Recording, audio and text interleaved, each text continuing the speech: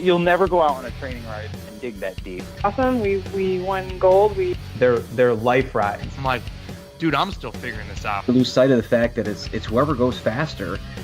This isn't a road race. This isn't a mountain bike race. The sensei of sprint, Todd Shesky. My eyes are coming out of my head. Just get in here. All right, welcome to a very special edition of Pack Chatter. I'm Tony Sylor, and with me, as always, is my man Todd Shesky. What's up, buddy? Hey, not too much. How you doing this morning? I'm awesome. We are at the beautiful Hook and Spoon restaurant on Canisius Lake in Lakeville, New York, for a full day of cyclocross, and we're going to get right into the interviews. We'll talk about the show and some of the other stuff in a bit, but right now, live with us, we have the man from Squid Squad, Anthony Clark. What's up, buddy? So tell me a little bit about the prep going in. You've got 4 wins this year. You've had big results at some big races. Is it different this year, or is it always the same Anthony going in? And I just have so much more motivation to train this time past. And I guess the difference this year is I don't really put expectations on anything. I just go ride. I do the work, and I just go race my bike. I don't overthink things anymore. It's kind of like when you want a date with a girl. You don't want to overthink it, man. You just want to do it, just be yourself. So that's what I do with racing now. And it's been a lot better. The whole year's been better, a lot less stress. I just really, love racing my bike instead of being stressed about racing my bike. And I noticed, just all the way around, it's been better. So I'm just really excited to race Nats and make the world, Yeah, absolutely, man. I think you got a great shot there. Does the mud in the course help you as a racer? Do you run better than everybody else? You got good handling skills? Is that something you like as a factor, or would you prefer it to be a drier course? I don't know. I like to think myself I'm decent at running, and I'm pretty good technically. But everybody I race with is all really good, and I guess I don't really know what kind of course favors me, so I just kind of line up and just try to just go 100%.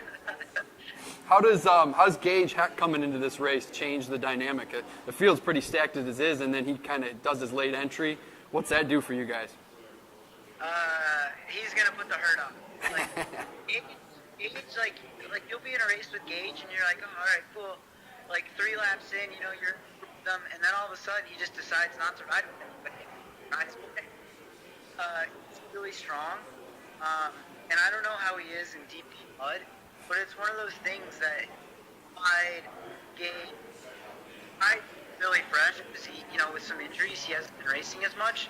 So Hyde is going to be really hungry and really strong. Powers is back to super strong. It's just going to be a really good race. I think people are going to be going back and forth. They're amazing. Cody's really good at riding technically. I just think it's going to be a really good race. How about the injuries? How did that play into that as well? You've had Powers has been out most of the year. Hyde's been out. Jamie Driscoll's not racing. Tobin's not racing. It's kind of been a big deal for the field. Does that make it a little more of a question mark because some of these guys who've dominated have been injured? I think it's going to play a huge factor because I myself have traveled and raced a bunch this year, and I feel really good, but you never know how that's going to play out when you line up for nationals. As even really fresh, I guess you never really know. It's one of those things. I don't really think about it. I just hope for the best and go ride with my friends. I'm really happy to see Steve back and back on. Powers, I'm super happy to see back in racing, phenomenal, and I feel bad about Tobin and James. I hope to see them really soon. For sure. How about White and Hyde being on the same team? Does that affect the dynamics of the race? Do you guys have to approach that differently, or are they kind of out there on their own, you think? I think they're on their own, and Curtis is a freaking beast. Now, he's another guy that's just so strong, and he's such a good runner. For sure. How about the women's side? Your teammate, Sammy, she won a national championship earlier this week.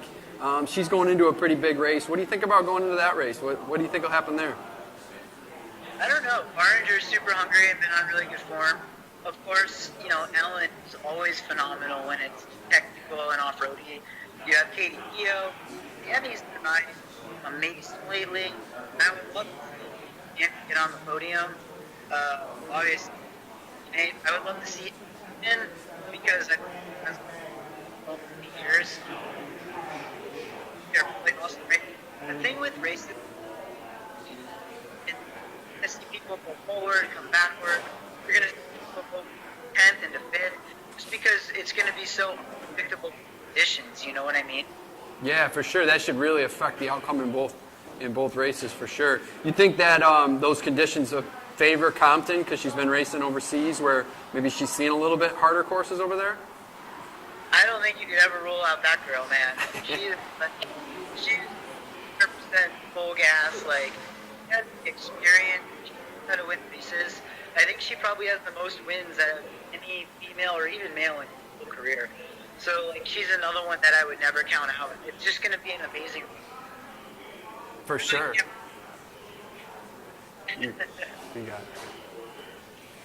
All right, Anthony. Well, man, you're looking good so far. It looks like your season's been really kind of coming together. You had a lot of stuff in Japan you were doing, and do you think that's been good prep coming in here as far as similarity? You were saying like some of their courses tend to be harder. This looks like it's a pretty hard course. How do you think it's a bonus for you? Will it be a little secret weapon? I don't know, man. You know, sometimes in pre-ride I really love the course, and then I don't go below the course, and then I race it really good. So it's one of those things that I don't really know until we line up the race. You know what I mean? Right. Yeah, absolutely. And it's and obviously everybody's been, as it should be, everybody's been really coming on form. I mean, Gage has been coming up, and Power's pulling off a win this last week. I think it's a nice shot across the bow for everybody. And you've been coming up, so it seems like everybody's results, everybody's been getting like really dialed in. And I think you guys got a real showdown on your hands today. What do you think? Yeah, it's gonna be pretty heated. I'd say after the first half lap, everyone's pretty solo, but you're gonna see a lot of guys really trying to pull and be aggressive. You know, like everybody on the has a chance to win, even on the second row. Yeah. Right. Everybody's so talented in the USA. It's really hard to pick who's gonna. Yeah, I'm hearing that the course is getting a little tacky, getting a little course intel rolling, and it's tacking up, it's drying a little bit. You guys got 2 pits, and how is that playing into where do you think you're going to be pitting more or less? Second one's an uphill run into the pit, a little slower. Or can you hold out that long if it's tacky? I think if it's tacky, you're going to end up pitting every half lap, and it would help to have 3 bikes in the pit because the problem is, like, when it gets peanut buttery, it's just the bikes just get so heavy and slow that you're going to have to literally pit, like, at least as much as you can. Otherwise, because a broken bike is not a fast bike. Absolutely. You know what I mean? So I was talking to one of the Peaks coaching group coaches yesterday. He was out riding. He did the master race Friday. He said it was real soupy, and I was asking him how the drainage was. He said it was pretty good until it was getting rutted up. So it got rutted, and now it's drying a little bit. So that's this morning's combined intel. So as you're taking your laps, I think be plotting that out with those pitting areas could be a crucial factor. I think when you guys are having to dodge in there and out, and when that's going to happen, and who's going to be throwing the attacks during that time. And what about the run up and the first run up over the flyover for you guys? It's pretty close to the start. You got a game plan for where you kind of want to feel that out, where you want to be coming into that? I don't know. I don't really make a game plan. I pretty much, on the start line, clear my head, and I tell myself it's time to be present, because I'm not always in the present a lot, because I so I literally get present, and then I try to have the course memorized, and then I just ride the race depending on what happens. Because if you make a game plan, and then something happens, it's hard for you to instantly change. So I just try to be super present at the moment of the race. So whether I know what or where I have to be or what I have to do. Right. Yeah, it's kind of using that. You're getting to be one of the cagey veterans out there, and you're going to adapt to where the punches are thrown, and I think that makes you an even bigger threat. I mean, Jay Powell the same way. You guys got a lot of history behind you guys and can adapt to those things, and I think today may be one of those days to really pull that out. So, well, we're excited to see you race today, and so I don't want to keep you too long. Let you get to chilling and just being able to get your headspace right here. So. Yeah, gonna change it up and head to the course in probably about 20 minutes. All right. All right, man. Hey, good luck, bro. We got a few people here starting to move in, a few you know, so they're going to give you a little good luck before you go. Hey, guys, give it up for Ant, man. All right, love you, bro. We'll be rooting for you, man. Appreciate it, cuz. All right, later, man. We'll talk to you later. All right, bro.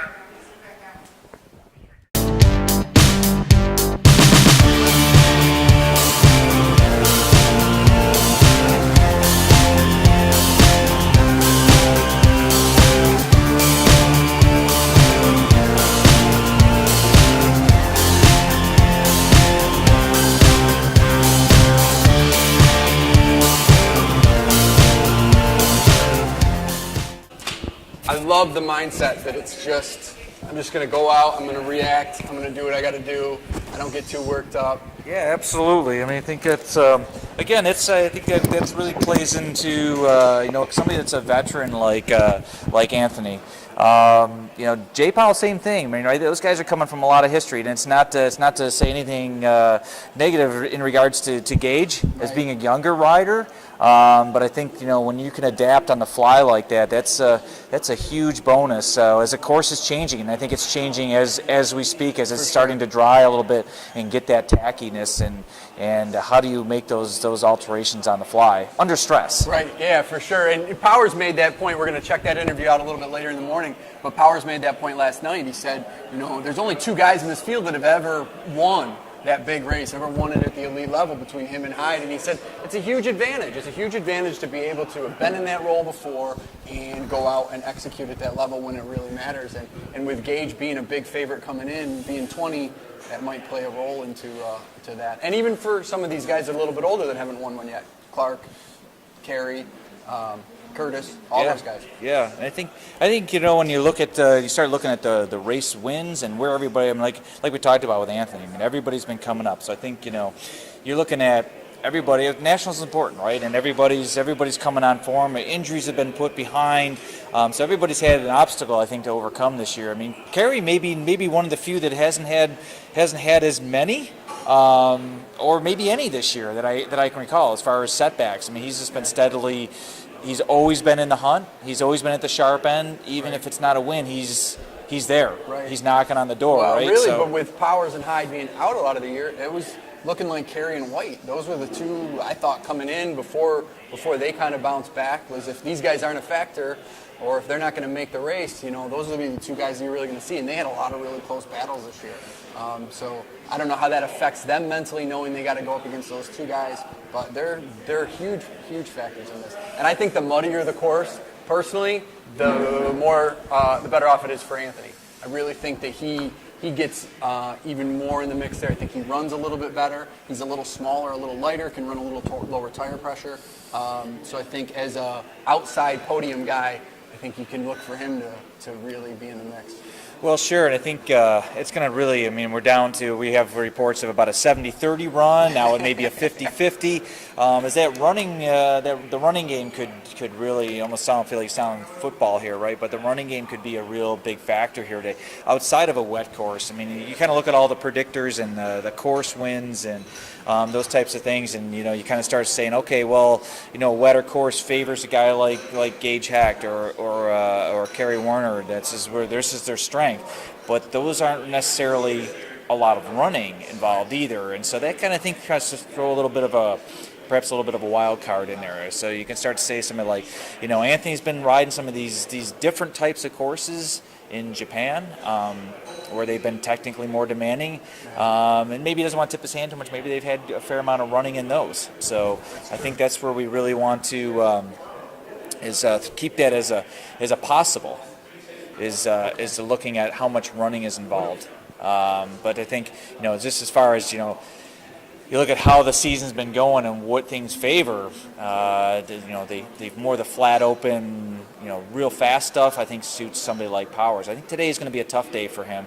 but he's got to win this past week in his pocket too. And I think there's nothing plays a game like having the momentum and having a win behind you to give you that confidence. And maybe that's just what he needs. And he's got the experience. He's done it before. So if he can get his spot early where he needs to be, and maybe that's all he needs. Right. Yeah, I think that running game for him is going to be tough. He said, and we'll see in his interview a little bit later too, he said, he's got big calves. So he said that doesn't make him a good runner. But I think it's always been true of him in his career, where he's ridden hard stuff that can still be ridden, and that's sort of where he's excelled. He made that point as well. But if you look at him throughout, he's always been able to ride places where other people aren't riding. So as long as it's hard to ride but rideable, he's super dangerous. But if it's not rideable and you got to run, I think that hurts him in that equation today, where you're going to see maybe a little younger riders, and riders who are running a little bit better, going to be a little harder for him to beat in that regard. Right, and somebody we obviously a star we have been mentioning a lot is Stephen Hyde, and Hyde's just, he had an injury, he had a significant injury. It took him out for several weeks, but I think he's proven his ability to come back. He's been back. He came back first race and won, right? I think that's nothing speaks clearer than results, right? Yeah, you can talk about all the Stephen training, Hyde, right? He's a two-time national champion, right? He's young, so coming back from the injuries, it's not like he's coming back from an injury at 40 or even over 35. He's still a young rider, so to bounce back, for his body to bounce back from injury is a little different than maybe a little older rider who bounces back a little bit slower. And you saw him 2 weeks ago.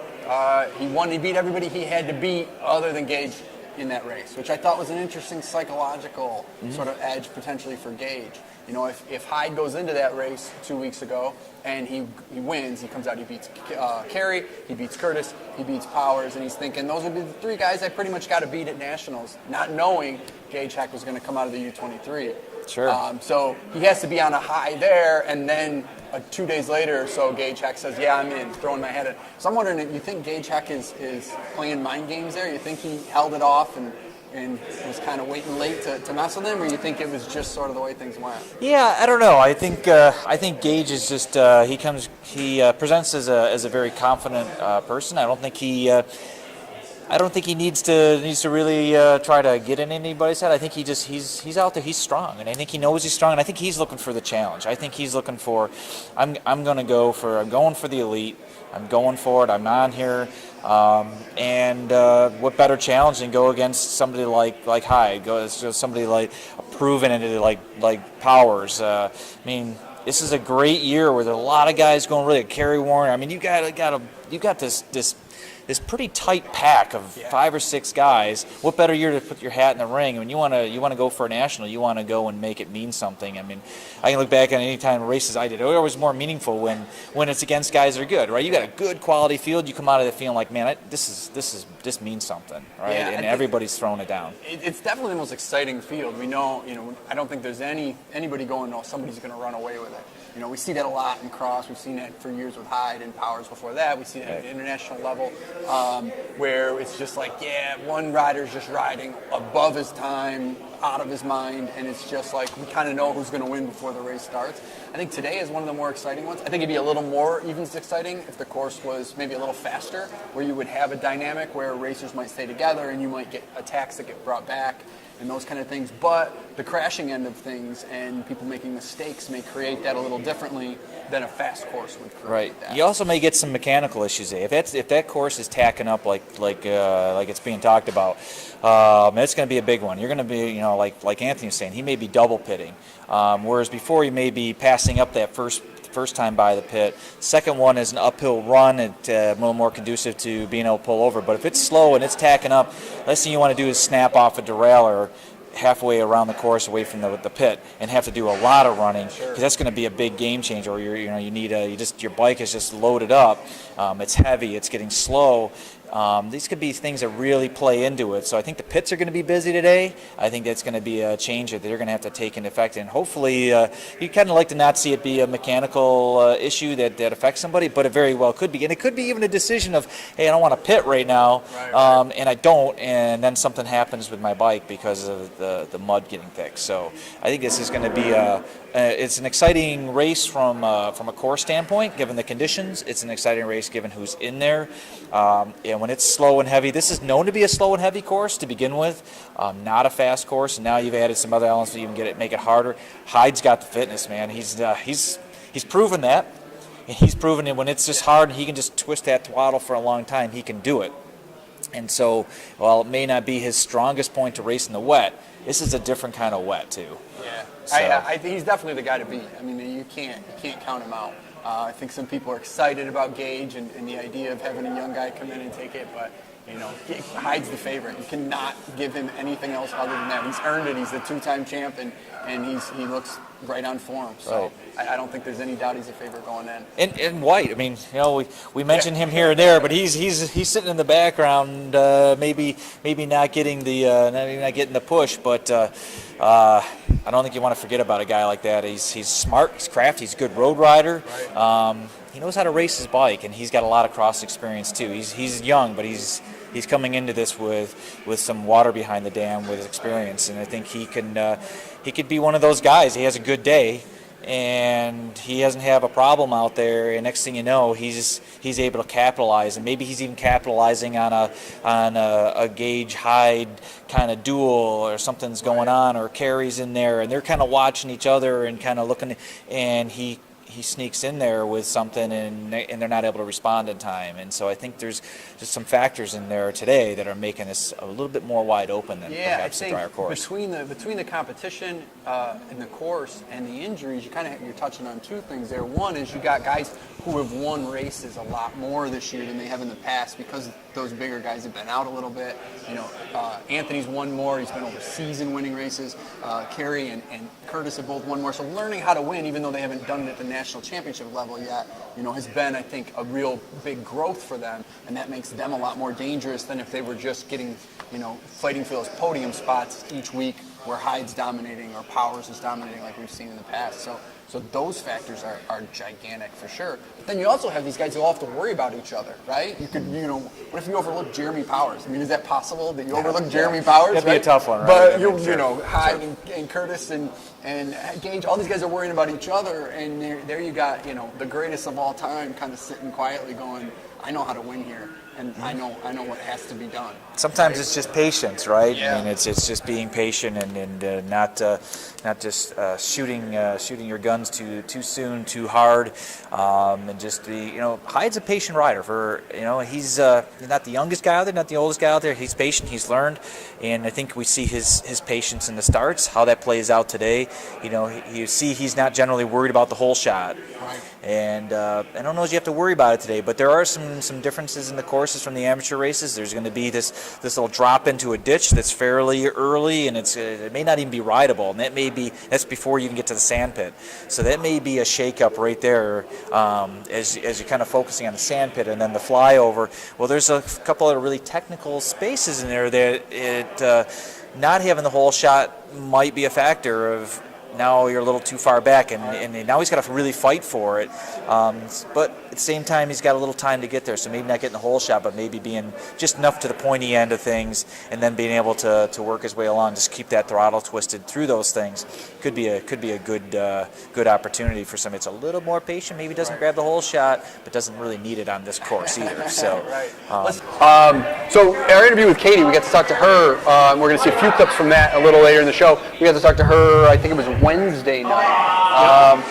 What struck you as important about what she had to say? Because I don't think we're seeing the full thing today. I think we're going to see a couple of series of clips. Right. I think I think you definitely see a lot of confidence. I think she's had her hurdles, her barriers, if you will, to get over this season. I think it's natural as a master's age, still somewhat competitive cyclist myself. I look at it and say, yeah, I know what she's kind of going through. When the injuries come easier, you get sick easier. And she's feeling the wear and tear, a little bit of the travel and things. But she's also a professional, and she knows how to pull that together and make that happen.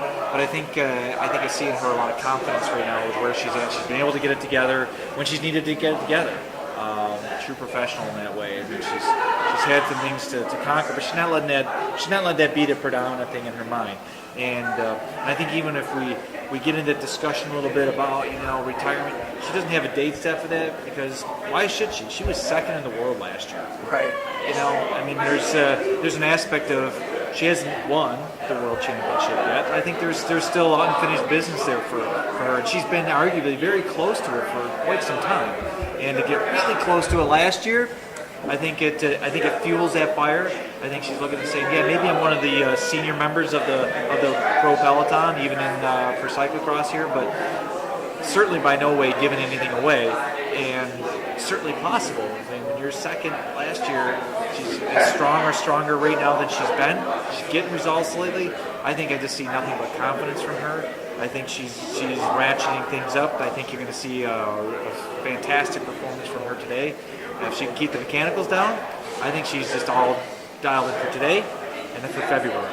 February 3rd is the big day, right? Yeah, you got to wonder. I mean, I'm sure she wants to win a national championship, and again, but you got to wonder, like, how much more is Worlds on her radar? How much more is it more important to her to do that, to win that world championship that she's never quite gotten? And just for the record here, for maybe people who don't know, Katie is one of 2 Americans ever to be on the world podium. Jonathan Page in like 06, 07, I think he was 3rd there.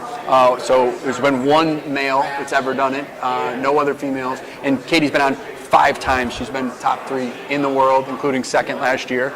She was 5th also once, so she was at that extended podium, I guess if you want to call it that. They don't do extended podiums at Worlds, I don't believe. So. Yeah, don't know. The podium's top 3. Top 3. It's real podium. Yeah, not top 5, top 3, right? That's podium.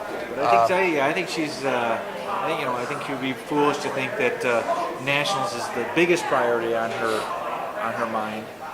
But it's certainly a priority. I mean, sure. She likes racing in the Stars and Stripes, and to be able to go to a World Championships with the Stars and Stripes is something special. I think it's something. It doesn't matter if it's 14 times. It's still something special. And I think she's going to be hungry for it today. But I think in the bigger mapping of things, Worlds will be the bigger one. But it's not that far away either. When you cut down to, you got about 7 weeks, not even maybe 6 weeks now, and Worlds there. So she wants to be on form. She wants to be healthy. She wants to roll. She's rolling back to Europe Monday. So it's tomorrow. So so it's not even a day from now. So she's rolling out tomorrow, going back. I think that's going to be the big thing. I think she'd be liking to roll back with the Stars and Stripes in her bag. Which is another important point about Katie. A few other notes here is the last 2 seasons in particular, she's run a primarily Belgian schedule. So she's racing at that international competition for pretty much the whole season, and then comes back for national championships, which can be a huge advantage because a lot of times the courses are harder, the races are faster. I wouldn't say it's as big of a jump at the women's level as it is the men's level for a man to be over there racing at the international level. Our ladies compete there at a pretty high level, but certainly a much deeper fields, even if the top ends aren't way faster.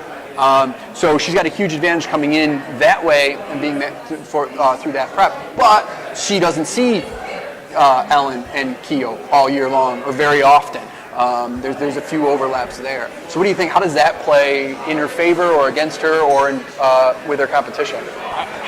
I think it plays in her favor. I think it's probably harder for other riders to not see Katie often, as it is less of a disadvantage for her to not see them often. She's seeing top quality. She's seeing some of the best in the world. They're seeing each other, the best in the country. And so they know each other well. So they're seeing less of the level that she's seeing on a consistent basis. So I think it's harder for them to kind of say, where's Katie really at? It's hard to get that barometer off of, like, okay, she was 10th in a World Cup, say, and you're like, okay, but what was the rest of the competition like? And you already know that she's strong, so you got to know that those are really hard fields. So she's really pushing her limit, and so you don't have that contact to say, well, how do I slot into that? Where do I fit? Am I going to be able to hang? If she twists the throttle, am I going to be able to stay on or not? Because I don't know. Because I haven't had a lot of contact time. They know each other, but she's kind of the unknown. But an unknown in a giant. I mean, imagine the unknown being probably your childhood hero. I mean, Ellen Noble is, I think, 23 and Katie's 40. So you're talking about, Ellen's whole youth career coming up. That's who she's looking to as her, I'm sure, somebody who she's idolized and wanted to race with and race against. So to not only not know what she can bring, but also potentially the intimidation of that and the pressure of, can I take over? Can I take that from my hero? Right. Oh, sure. I mean, there's all, and I think that's, and it'll speak well to, I think, Ellen's professionalism. As I say, she knows who she is as a rider, and she wants to measure herself against the best, and she's been doing that, I think, domestically, the national scene, but really, to have Katie back at this event and saying, okay, now this is the big measure. And either walks away with that jersey today, men or women, and I think, right now we're talking about the women's field, they're going to earn that jersey. It's not going to be I walked away from it and I was 75% of what I should have been. They're going to know they really earned that jersey. Nobody's handing anything away. And but I think Ellen's she's a confident professional. She's going to come into this thing knowing that she deserves to be there. And you can't be looking at it as Katie Compton. What am I going to do? She's the greatest cyclocross racer in U.S. history. So Ellen's there to win that race. Yeah. So is Katie Keogh. They're there to win that race. They're not going to be sitting there. They're not getting autographs in the start line. Absolutely, I like that. Not getting autographs. I'd be getting autographs in the start line. Right, but we'd also be going out the back on the first lap, right? So, they wouldn't let me on the start line. Which is why we'd need the autographs, because nobody's going to see us again. Right. So, absolutely. All right, so more on Katie and the women's race coming up, but right now we're going to transition to our interview with Jay Powell from last night, so you can hear a little bit about his perspective on the race and what he thinks will happen in today's main event. Oh, it looks like it's getting wetter and wetter, so what's that do for you? Yeah, it definitely changes things a lot. I mean, the course that I rode on Tuesday is not the same course that I rode today. I rode yesterday as well, drier conditions again, a little bit of precipitation and moisture yesterday, which made it slippery, but not like it is now. Now, I would say, it was almost 100% rideable on Tuesday. I was cleaning full laps 100% without having to get off. I was even riding the limestone steps, although the last time up I decided to run them. But in general, it was primarily a 100% rideable course. Yesterday when I rode it, I had to get off for 1 or 2 sections, just for like a short 5, 6, 7 seconds jog kind of thing, up something that was too steep, but then right back on. And today, that's out the window. The courses have changed considerably, and it's I would say it's more like a 70% running, 30% riding at the moment. So it's definitely flipped completely, and I predict that there will be some changes made to the course to open up some grass. That's my sense of what will happen, because they're not going to want that much running. You know what I mean? They're not going to want it to be that heavy on that one end. So that's what I see. I mean, the course without any precipitation is extremely challenging. So when you add in the precipitation, the off-camber stuff, it just becomes, it does become unrideable. Like the bikes can't do it. Right. So that's what we're up against. That's what it's looking like. And the rain has now stopped here in Louisville. So anyone's guess as to what's going to come. Gotcha. As a racer, you prefer the more rideable courses to the running courses, or doesn't it really matter? Or what would you prefer in a perfect scenario? Yeah, I definitely would prefer it to be more riding. I prefer that to be on the other end, 70-30 at least. You know what I mean? I've pretty traditionally done well in courses that are muddy but rideable. But when it's going to be such a heavy weight towards running, it definitely is not my. I have big calves. I have big calves, Tony. And they always say, like, any weight below your knee means that you run slower. And so I don't know if that's true. I got big feet, big ankles, and big calves. So I got some things working against me there. But I kind of like, from years of doing this, I put that warrior mask on. You know what I mean? I'm like ready for a battle.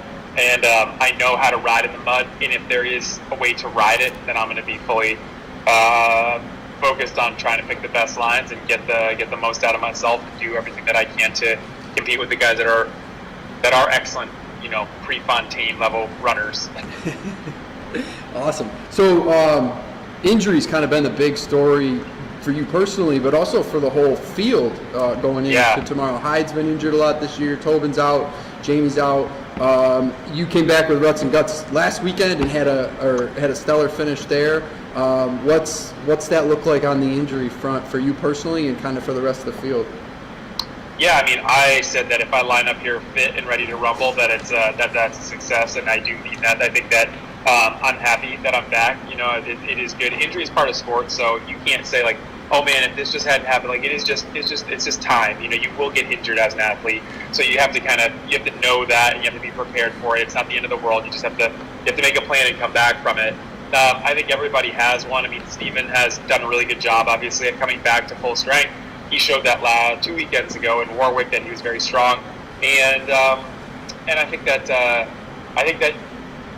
you know, it's too bad that Jamie Driscoll and Tobin Orenblad are also out with injuries. It's definitely a great course for James. You know, he would have done really well here. Tobin would have, you know, I don't think this is Tobin's like full strength. I'm sure he could have had a great race here if he was training for it, but definitely James, I think, will be missed and was definitely podium potential if you came in here at full strength. So, yeah, we're missing some people from the front group, but injuries happen. You know, those guys got the first half of the season, you know, and then now the last half they have been absent and we've been present. So it's been an interesting, you know, change of the guard, flipping of the script, kind of, if you will. So last year you had some injuries too going into nationals, and then had a phenomenal performance. Really, really exciting race last year. Is that help going into this year that you've kind of been there, or is this year a little different in that regard? I think things are the same. You know, I mean, I always just try to bring 100% of myself. It's hard because when I was in my early 30s, in late 20s, I won often, and it was like, you know, so if I didn't win, then I had a bad race. But I over the last 3 seasons, I've had a lot of seconds and thirds, and I've been on the podium a lot, but I haven't necessarily won as often as I would have liked to. And I think that injury is just part of the game. You know, when you look at the whole picture, it's like, how can you bring yourself to the line, focused and ready to perform, and put yourself in a position to be able to win. This weekend is definitely, you know, one of the big goals that I've had for the year. If the conditions play out more into my favor, I still believe that I can do really well here, and I would like to factor for the win. But if the conditions are similar to what they are, it's going to be a lot harder race for me to control like that, because it's just going to be so, it's going to be such a heavy running race. You know, it's going to be so much running and so much different stuff. So I'll have to definitely dig deeper into the box of tricks and really try to see what I can do to minimize any loss that I would get on that. It's just such a hard track with so much. If you're not running, then you'd be climbing, and if you're not climbing, then you're probably resting on this one. It's like, it is really unique. So anyway, to answer the question exactly, it's I'm bringing 100% to it. I hope that I can perform like last year.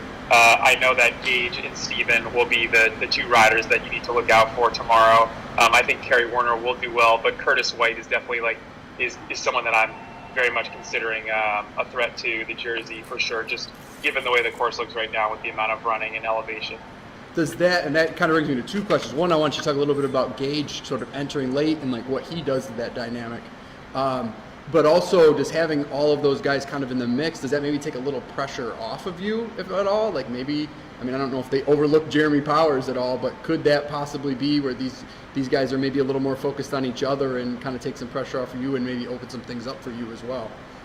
Yeah, I mean, I think if the race becomes tactical, then of course it does open that up to jump to that first. You know, I think if Steven and Gage are looking at each other, or Curtis and Gage and Steven are looking at each other, or Kerry, Gage, Steven, Curtis, you know, if they're all looking at each other, and then that gives me an opportunity to come back. If someone makes a mistake, you know, then that obviously brings that's what cyclocross is, and it gives me, you know, an opportunity to come back. I think that I plan to race the race hard at the start. You know, I think that there is a good chance that there's going to be crashes in the first half, and if you're not in the first bit, then you're going to be out of contention. So I think if you're further than 5 back, then it's going to be very, very hard to come back in this race because of the single file nature of a lot of the sections that you're going to see.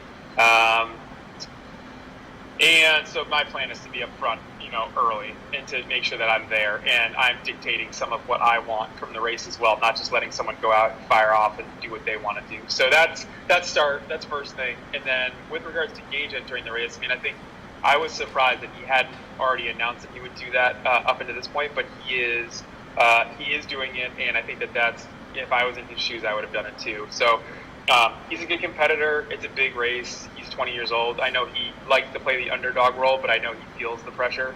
So it takes more than just an engine to win a national title. It takes a lot, and mental strength and all of that. So I do still think that Gage is an incredible rider. I think it's just I don't know how he's going to deal with the pressure of winning an elite national title quite yet. So that's my only thing. But I do know he's strong enough. There's no question that he's strong enough to be able to do it. Whether or not he is able to execute or not, we'll only be able to tell tomorrow. Yeah, he definitely adds an exciting dynamic. Do you think him holding late was him kind of waiting to make it up, or do you think it was a little gamesmanship of I'm going to wait late and then kind of come in and surprise everybody, maybe mess with other guys' heads a little bit because they weren't worrying about it? Do you think any of that plays in, or is it just sort of how he chose to do it? For another race, maybe, but for nationals, everyone's already going to give 100% in the lead up to it. They're already going to try for the title. So, I think that's the thing that's different. Is like, yes and no, but it didn't. When I heard Gage was coming, I didn't go out and do a 4-hour ride. You know what I mean? I already had done my preparation. I had already planned for my, to be as prepared as I possibly could. And so, I think for like everybody, it's just the same. There's nothing you can really do. He kind of announced late last week that he's going to come. So, yeah, I was expecting that he would, like I said, be a part of the elite race. I was surprised when he hadn't already jumped up, because I think that he is a step above the other kids that are in his age category. So it makes total sense for him to race at the elite race in nationals, and I think that he definitely has a good shot at being on the podium in the top 5 for sure. So yeah, he's on my radar. He's been on my radar. I think like a year or two ago, I said something along the lines of like, yeah, as soon as Gage and Spencer and these guys start coming up, the time's ticking. Yeah. Like I gotta get in there before these guys start coming up to the elite ranks. So here they are, and so it's important to, be mindful, but also realize that they're 20. That's 15 years younger, so it is different, and I think it's cool because it's like we're all at a similar level, and there is so much difference. You know what I mean? There's like, you have on one side you have so much experience, and then on another side you have so much snappiness and youth. It's like they really do equal each other out. So it's it's just classy. It's just like a cagey veteran versus the young whippersnapper. Yeah, the opening and line. Not even in my case, like also with Steven and Kerry. They're also almost 10 years older than him. Right. Yeah, I wondered kind of how that would affect those guys, particularly. Not planning on having him in there until late, and then going, oh man, I got to beat him too, kind of a thing. As that comes in, just psychologically, I'm sure they kind of prepare physically the same way, but coming off that race, Hyde wins. He's ahead of everybody else who looks like he's got a beat going in, and then Gage announces a day or two later, and whether that has an effect on Hyde psychologically or not, or whether that was sort of the point, or it just kind of comes out that way, I don't know. I think it does. I think it has an effect on everybody. It's just like, okay, cool, we got someone else in the mix. It's like 5 potential winners. Yeah, which is awesome. That's exciting for us. I hope it's exciting for you guys. It's definitely exciting for us. It's fantastic. I think there's more than 5 potential winners. We haven't even talked about Tweak, but right. Anthony is quite possibly the fastest runner that I know, and he's extremely lightweight. So, and he's been riding his bike technically. He's been invincible this year on the technical stuff. I just can't believe how much of a jump he's made. So it's like there's more than 5 guys that can win the race, and I think that if it's so hard to say with the conditions, but if it does stay the same, I think that there is a lot of potential for one of these dark horses to come in on a shining, a big day. Yeah, for sure. How's the dynamic with Curtis and Hyde work, them being on the same team? Is that something that affects the rest of the field? Are they able to work off of each other? Is this course too technical for that to matter? Would it make the difference on maybe a faster course, or not at all? I have no idea what their arrangement is. I do know that obviously they would like to win the Jersey as a team, no question, but I think that it's such an individual sport, it's such an individual race that I would believe that they're looking out for themselves first and foremost, and if there's an opportunity to help once one of them realizes that the other one's better, then maybe that comes into play. But I don't think that would happen until late in the race and in a very specific set of circumstances when someone open a gap or put themselves in a position to help the other rider. I think that they're going to be, riding for themselves first and foremost on this day. All right, cool. Yeah. So is that any different when you were young and on Tim Johnson's team? Is it sort of a similar dynamic, or is that a different comparison? Yeah, no, I think it's similar. I mean, Tim and I always, I think it's similar to Steven and I now. It's like there is, there's this innate, like, I have to beat this person, so we can't be too close. You know what I mean? That's kind of the sense that I get. It's like no one. I mean, outside of like Anthony, I like hug it out with Anthony all the time because we're super good friends. And I want to see Anthony do well in everything that he does, but as far as like Curtis or Kerry or Steven, I have different relationships with all of them. Like if they become a fierce competitor to me, then I do want to beat them. So like the amount of hanging out and the amount of like bro time that we spend is like, it goes down because we have in the back of our head that this is the person that we have to beat. So how can you be so close to someone that you have to you have to sort of dislike a little bit. I mean, not like necessarily as a person or anything like that. I like all these people everyone as a person. They're awesome, but I do think that you have to have a little bit of that killer mindset and not let them be super close to you. If you're doing a extra top secret training in the middle of the night with your headlight on, I'm probably not calling up Hyde to go on it with me. You know what I mean? Like I'm trying to get an advantage for myself. So I think. I think that there is definitely a dynamic of animosity or anger or competition, really, is what it should be called. Is that hard, given the fact that you've been a mentor to so many of these guys for so long? They've been on teams and development programs with you, and you've been such a leader. Well, you were also a champion, which is such an awesome dynamic. But you can cut it off like I'm done. No. I know what you're saying though, and the answer is no, because I know I can't go forever, and that was always my philosophy, is that there's going to be a time when I want to step out, and I want this to continue, and if I don't help, then there won't be another one of a top rider. You know what I mean? And it's great because Steven really did carry that torch and has carried that torch since we hung out together and did a lot of training and traveling. And Anthony, we've worked with Anthony for 10 years, not just on the bike, like off the bike as well.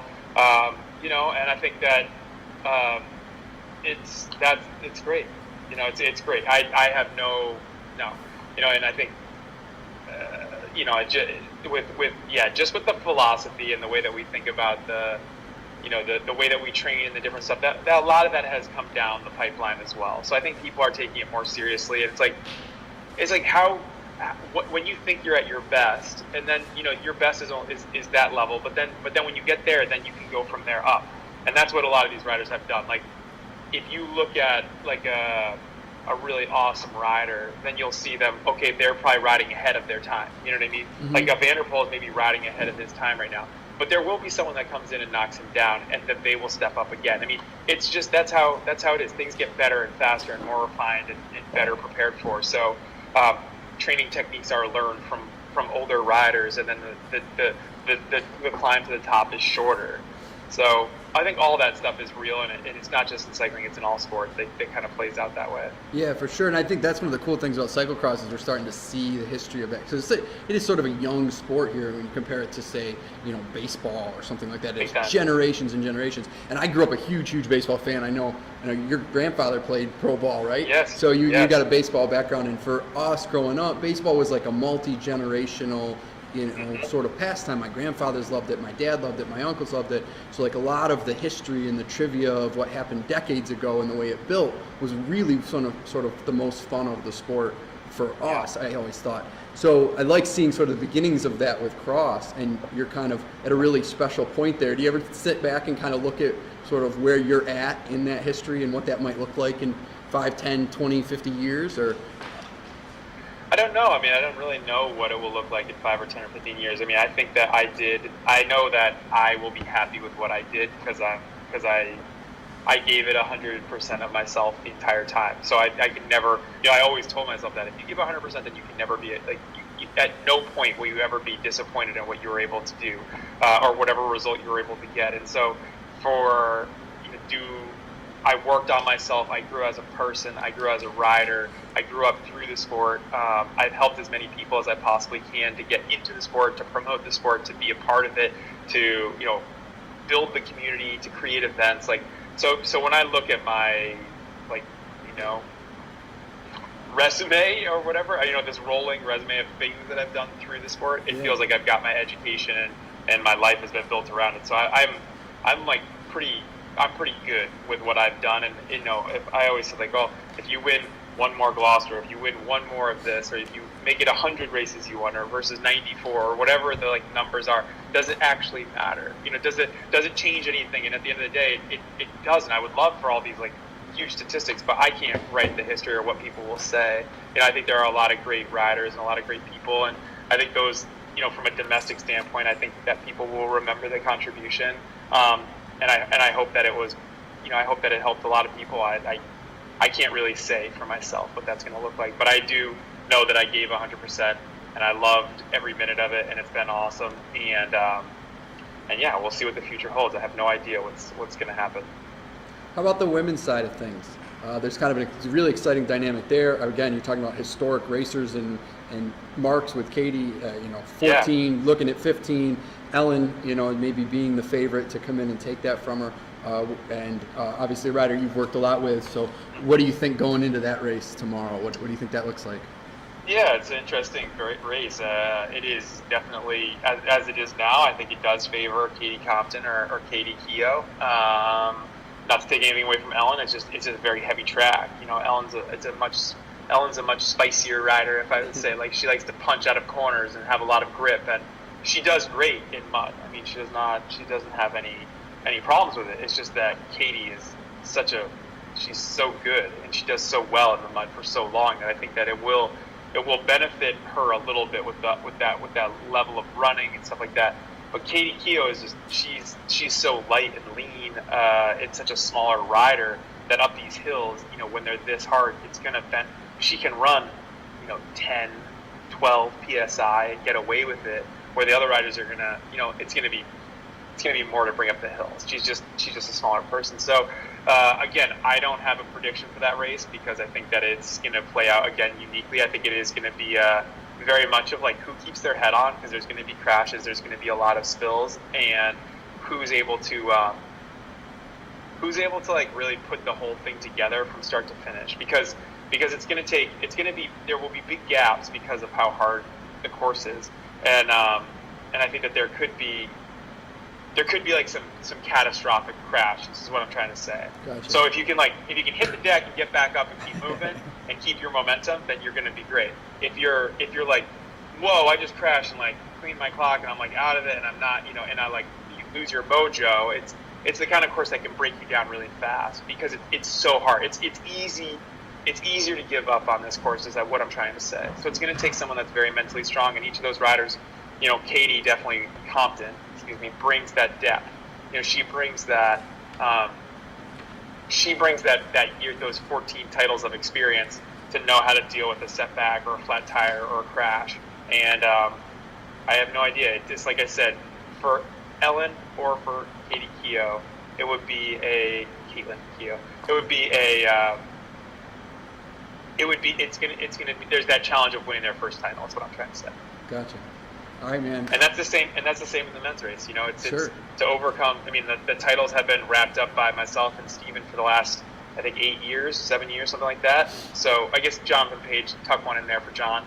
But again, John had already won one previously. Right. So you're looking at a very short list of people that have won them. So someone coming in to seize the moment from someone that has that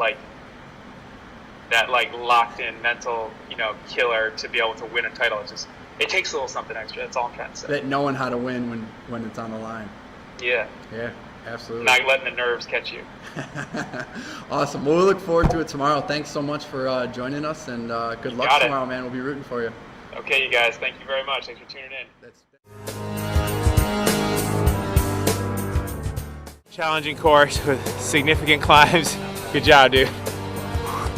It was awesome. It was everything and then some.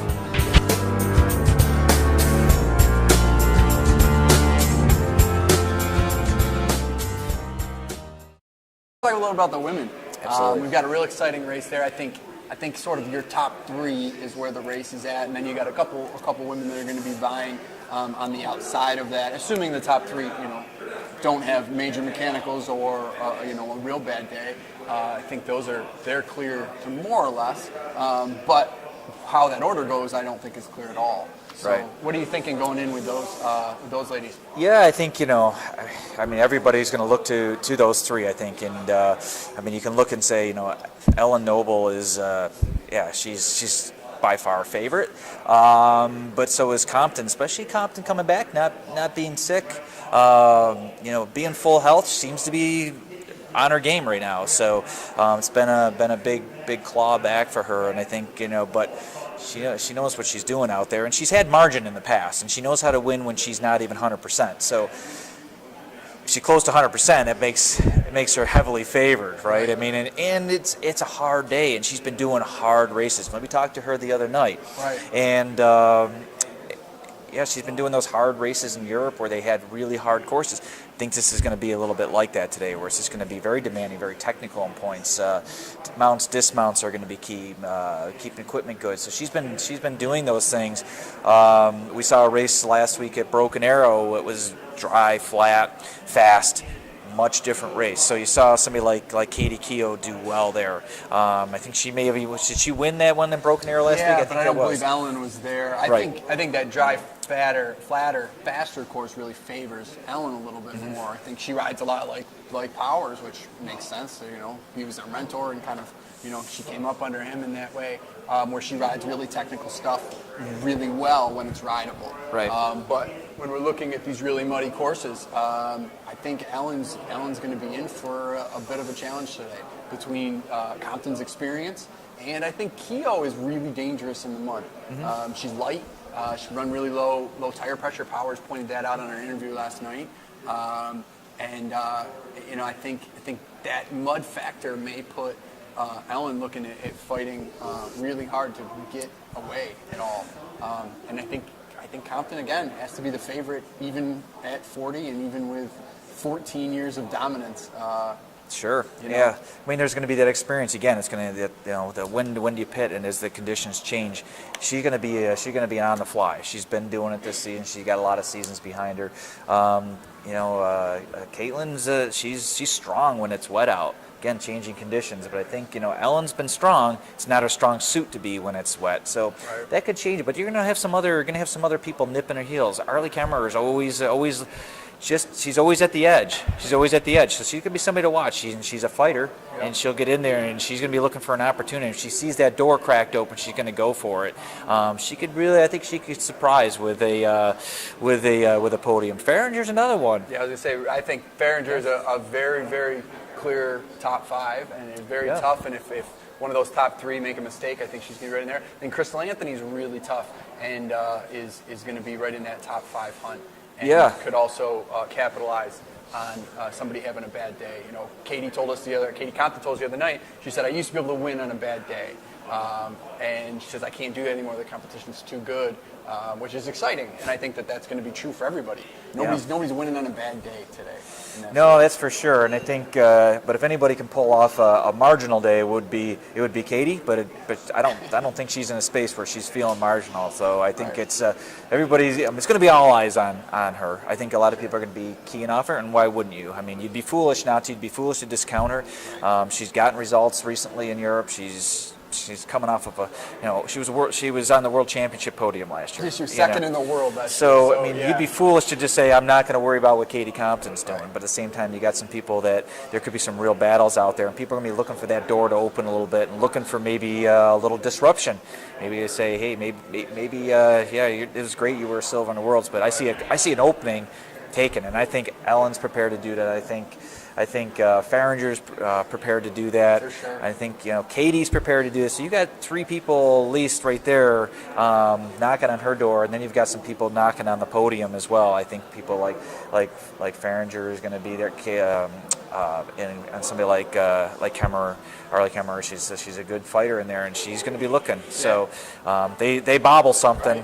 There's not going to be a big gap. There's a lot of bobbling in that mud. It could be. But, so. That composure is going to be a big thing too. And what do you think? We talked with Compton about this the other night. I asked her, is the pressure on her? She's won 14 in a row. Like, at some point, isn't it like, well, if you finally beat me, whatever. Like, I've won 14 in a row. Isn't the pressure kind of on these younger ladies to go, hey, time for you to step up and be the new queen? Or is it still on her to keep that running? Like, is there a point where it really shifts and it's really on Ellen and Keo and the rest of the field to take this from her, who's been so dominant for so long?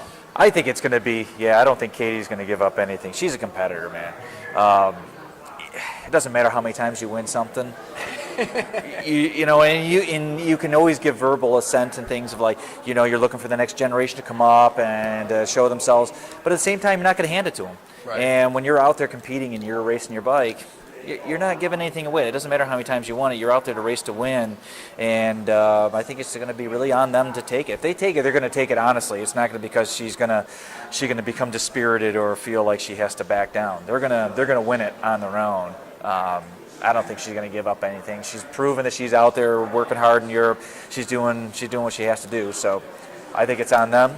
I think they'll want it, and I think they want to take it from her as much as she wants to keep it, and that'll make it an honest win for whoever gets it. So, but we got some interesting ones coming up here too, right? Yeah, for sure. And I think one of the things too about both these races here is this sort of generational shift that we're potentially seeing, which I think is exciting just across sports.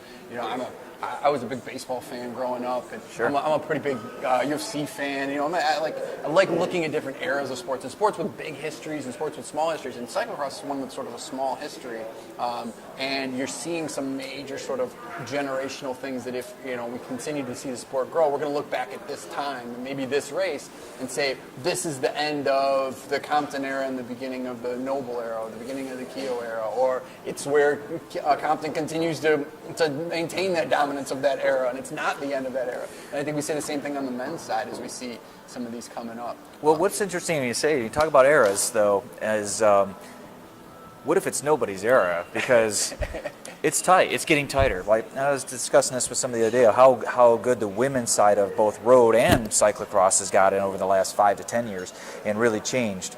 And you see the fields tightening up. You see it in a lot of disciplines. You see it at the track. You see it on cyclocross, where you see the competition where there's a lot more people in this. So you don't have a dominance as much as you have in the past. And I think.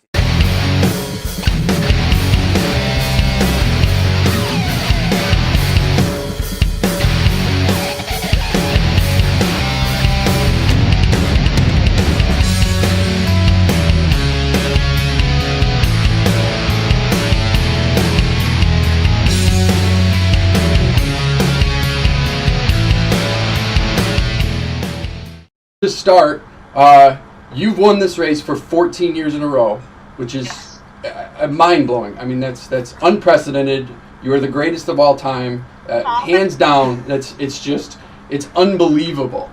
Right? Yeah. And I want to ask you a few things about that sort of run. I guess to start, at any point in that time, was there one that really stands out as like, I don't know if I was going to win this one going in, or during the race, you're like, I didn't think it was going to happen? Like, was there one that sticks out as being particularly difficult, or like you thought it was going to break at that point? Last year, I would say that was probably one of them, and then the year in Austin was tricky just because I felt really bad in Austin, and so those two races were probably my most challenging for sure. And last year, just because Ellen and Katie were riding so well coming into it, I wasn't sure how it was going to go. And so obviously as I get older, it gets harder and harder. Since cross I feel like is more of like a young person's kind of speedy sport, I've definitely noticed as I get older, I have to work harder for the speed. So I think just last year was tough, and then Austin was tough for just allergy issues. I just struggled there. So. Right. Now you say that, but you're also coming off of a silver at Worlds. So it's a younger person's speedier game, but I think I'd say you're adapting well to the speed of your game. Yeah, I try to. I mean, that's something I really work on. It's something I do speed. Pretty much, probably 9 months of the year, I work on speed of some sort. Obviously, sometimes more than others. But the older you get, the more you have to kind of work on your weaknesses and working on the speed, working on the sprint, working on the start.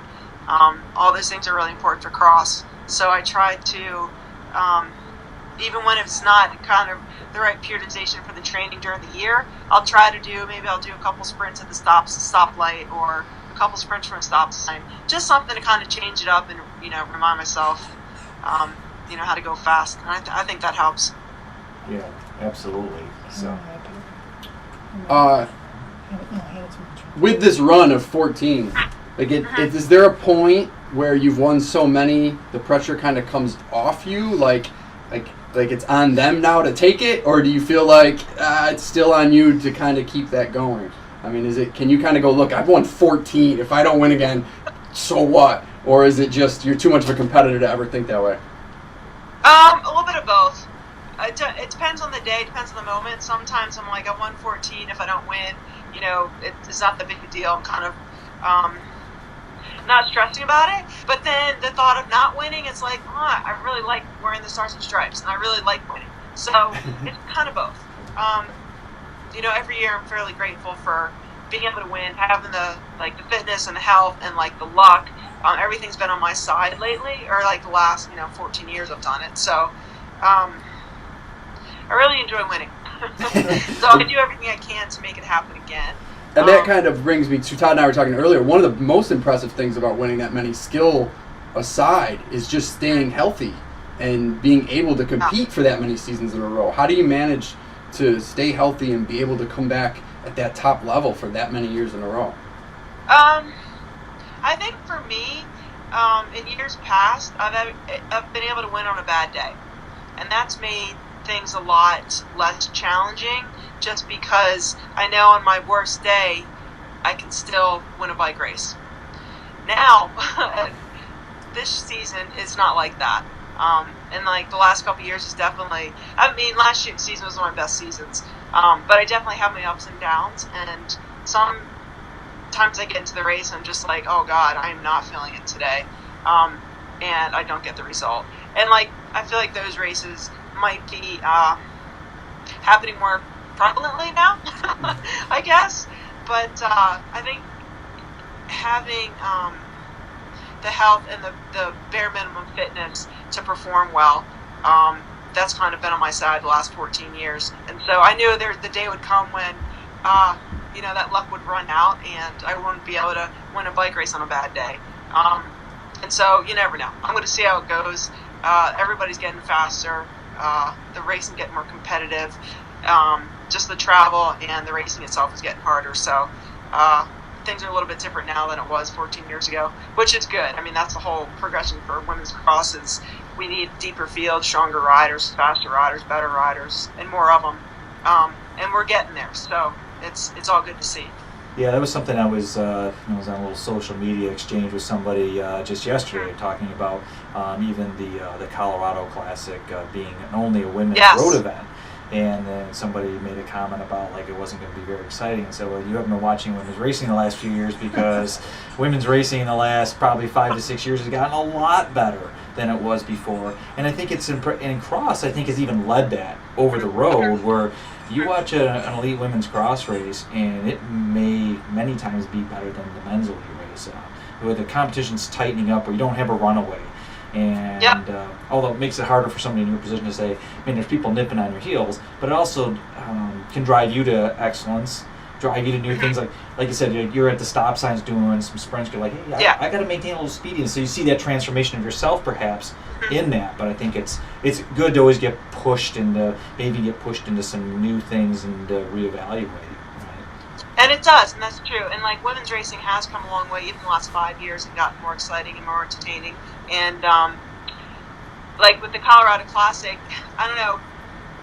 I don't think it's fair to say the women's race wasn't as exciting, because the women's race wasn't televised. Nobody saw it unless you're at the events. And honestly, the women's race was better than the men's race. And granted, I was part of the women's race, so I was actually like in the action.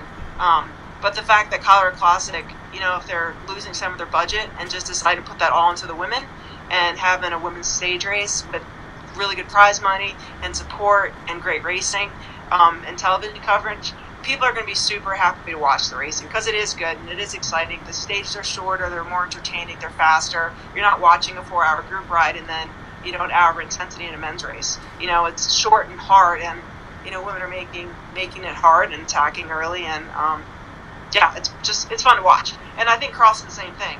Is there's more riders at the front, and anybody can win on that day, and you never know who's feeling good that day, and it's really good to see. So with that women's cross, is it time for women to start racing for an hour? Do you think?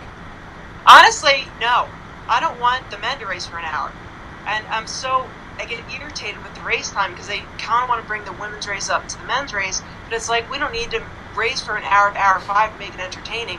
I think both categories should race for 50 minutes, and that would be perfect for both categories because the men's race, most people watch the start, maybe 2 to 3, 4 laps, and then they walk away and they come back for a lap or 2 at the rest. Nobody watches the middle 6, 7, 8 lap because nothing happens. Everybody's kind of just like in their maintain mode until they've got 2 laps to go and they start racing again. And it's like if they're just 2 fast 50-minute races, it would be exciting from the gun to the finish. And I think you see that in the women's race. It's a shorter race and we can make it exciting and just go hard the whole time. Whereas the men, they have that mid-race lull that everybody walks away and just like, okay, we know he's going to win the race. Or you've got 2 laps to go and there's 30-second gap between each rider and you know how the finish is going to act or going to end. And like I'm watching a lot of even the Belgian races where 4 laps to go and I'm like, well, I can walk away because I know exactly how this is going to finish. And that's pretty consistent. Like there's a rare time when I walk away with 3 laps to go and I don't know the outcome of the race. So I feel like 50 minutes, just make it equal 50 minutes for both and make it entertaining and fun to watch and for a short attention span. And I think that would be better overall for both categories. Yeah, that's an interesting perspective. I don't think I've heard anybody float that idea of Oh, Bill Scheiken. Bill Scheiken is very much in the 50-minute. He gets kind of pushed back on Twitter. But a lot of people are just like, well, let's just make it the men's race. It's like, well, if the women's race is successful and the women's road racing is successful in the excitement, entertainment part, why don't we make cyclocross entertaining by making it shorter race? There's no need for it to be an hour and 10 minutes for the men, 60 minutes a minute for the men. Like the race is probably more entertaining if it's a little bit shorter. So that's my perspective. Right. But I've maintained that as far as a road thing too is longer isn't always harder and it isn't always better. And the shorter races can have the intensity. It certainly can look, Tony knows I'm a big track advocate, but you can look at track and say they're not long, but they sure are entertaining and they're fast and everybody's really racing. And I love Supercross. I watch Supercross when it's on. And if you watch Supercross, the main I think is 20 minutes. I think it's 15 for the 250s and then 20 minutes for the 400s, I think.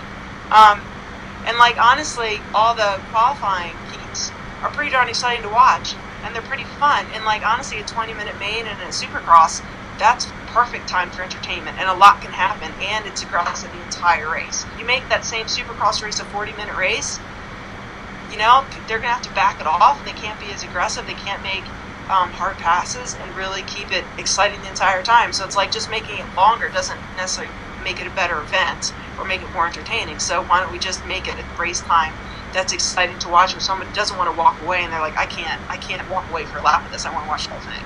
That's what we should get to. Right. So we can, package and sell cross sponsorships and advertising. Yeah, well, I think that says a lot when you're looking at the comparison between cross and crit and road, at least domestically, in terms of what's popular. You're seeing the shorter races be more interesting as it is, maybe for that same reason. So. And even for crits, like sometimes a 60-minute crit's too long, and definitely the 90-minute crit they do at Nationals is far too long. Like you don't need to race a 90-minute crit. 60-minute crit is plenty to like go hard and get tired and finish. So,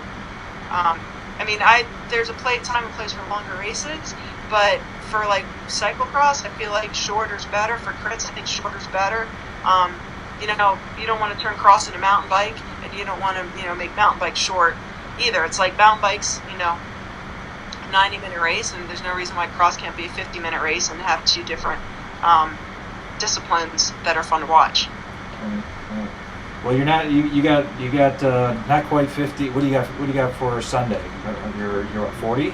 Is it 40 minutes or is it 50? Usually Nationals runs us at 50. Okay. U.S. officials have a tendency to run us 50 minutes, which I think is great.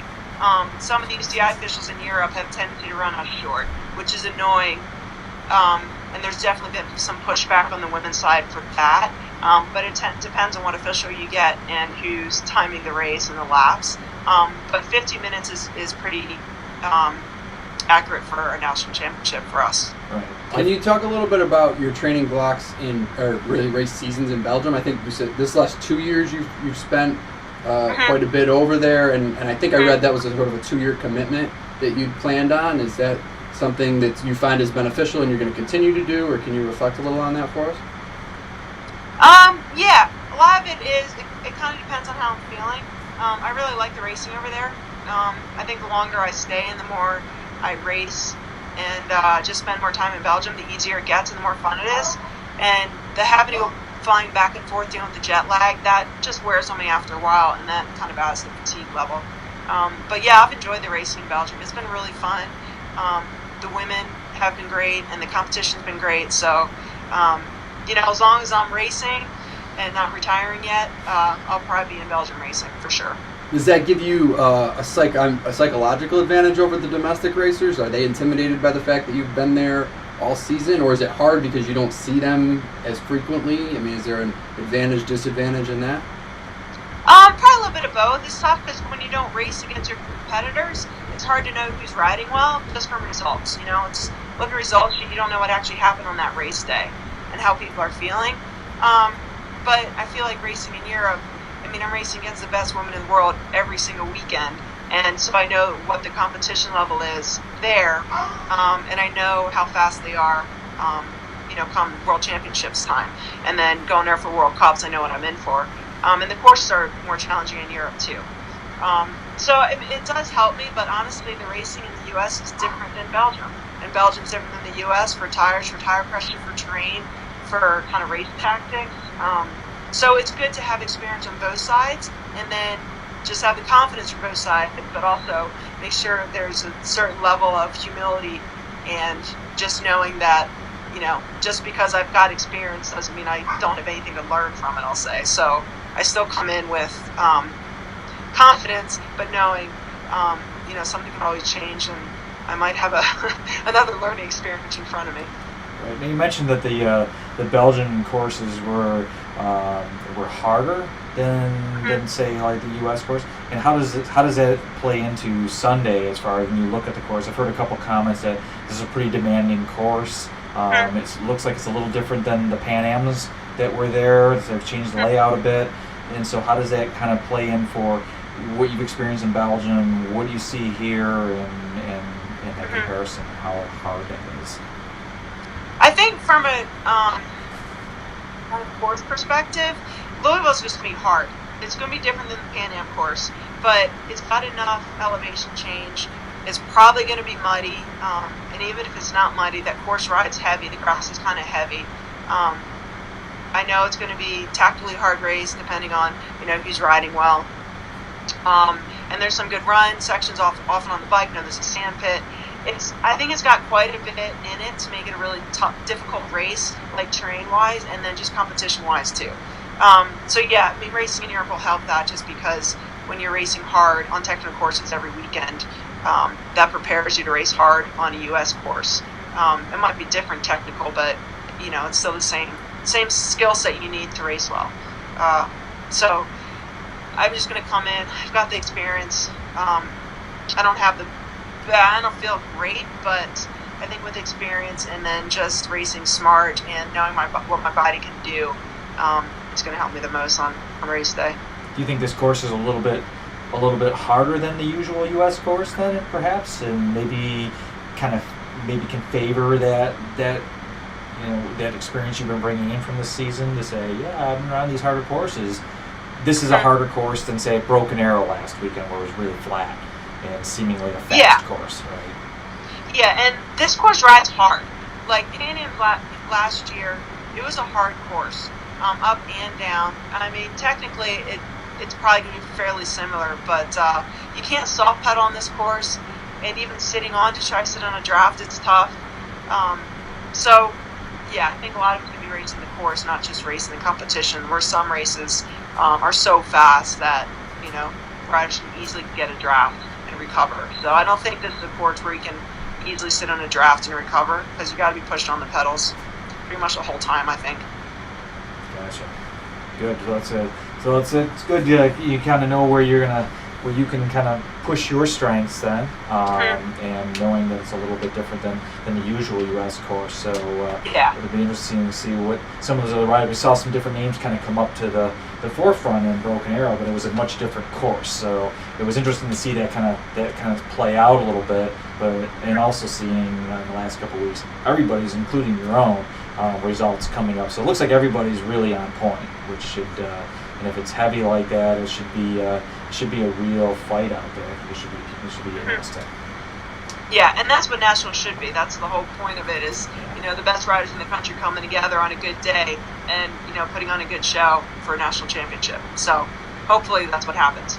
Yeah. If you win 15 on Sunday, are you ever tempted to go just, I'm out on top? Like, I'm leaving while I've never been beaten. Forget it, I'm out. I'm Katie effing Compton. Or do you feel like I should be go until somebody beats me? Is there an obligation there, or do you not think about it that way? I don't know. Honestly, I love racing my bike, and I love racing at this level. I really enjoy the racing in Belgium, and I just enjoy it. So for me, like, I know retirement's coming soon because I'm 40 now, and I'm not going to be doing this for too many more years, I'll say. I haven't put an end point on it yet, but realistically, I'm not going to be racing until 45. That's for sure. Even 44 seems like, either way, I don't know.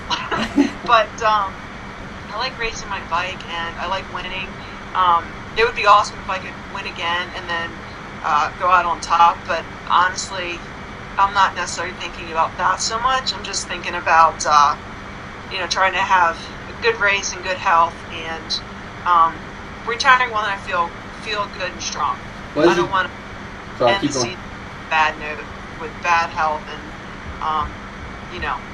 not feeling good about myself. As you think about that potential retirement, have you sat back and reflected on the accomplishments, or are you kind of waiting to do that? I mean, 14 is more than Hyde, Powers, and Johnson have combined. I think you throw Page in there and they don't have that many. You're the only American other than Page to ever be on the World Championship podium, and he was on it once. You've been on it 5 times. Like, do you ever sit back and go, I'm the greatest American cyclocross racer ever?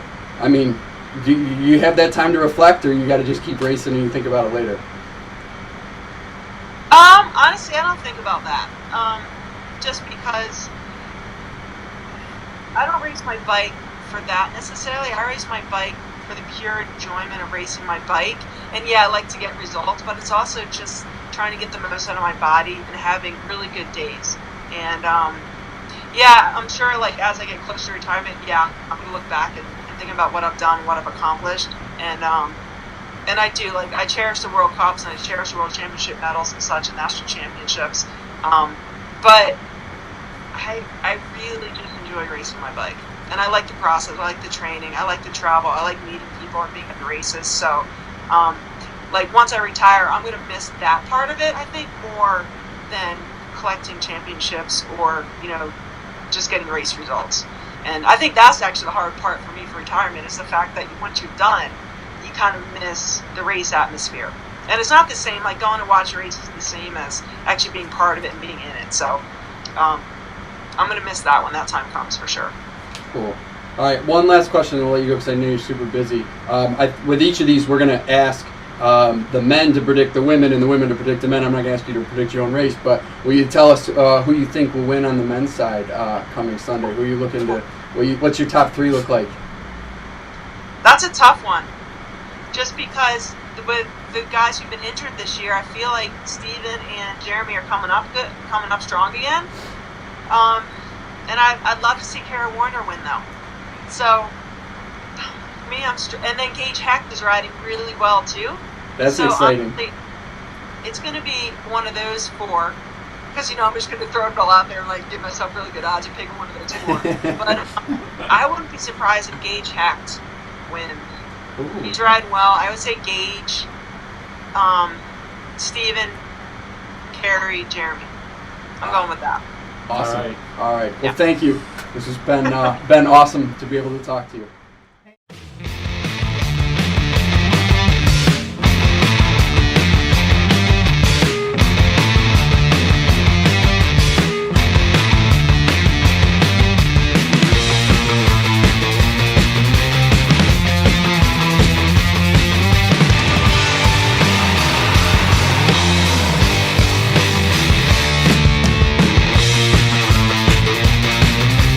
That was a fantastic race. What do you guys think?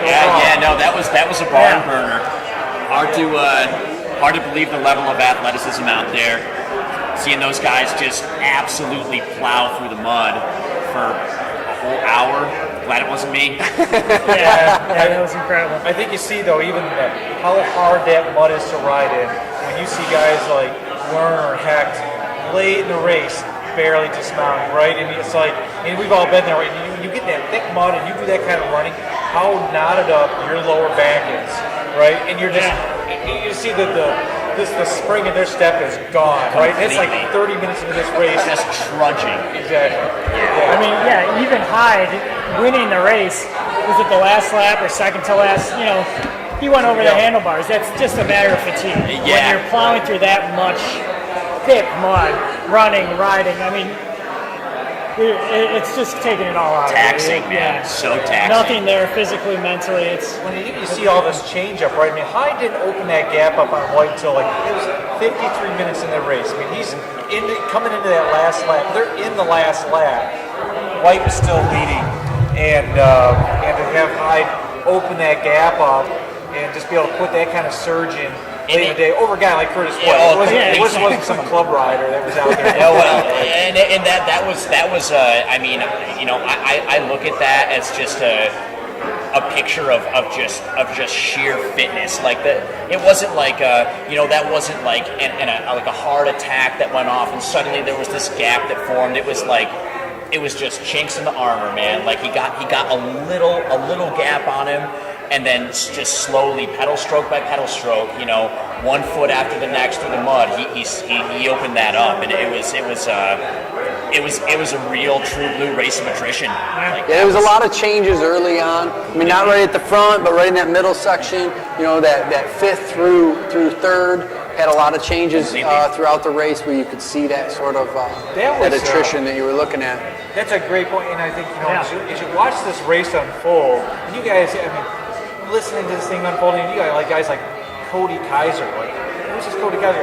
He's up there early in the race, right? I mean, and you look through and you're like, Max Chance, and some of these guys are like, they faded back, but there was guys really coming in there and making a name. And then all of a sudden, then you had this chunk of 4 through 10 where there was a lot going on back there. We had the El Camino in there. He fighting it out, Absolutely. Right? He got 8th, man. He got 8th. Fantastic ride from him. Great ride by Clark. I mean, you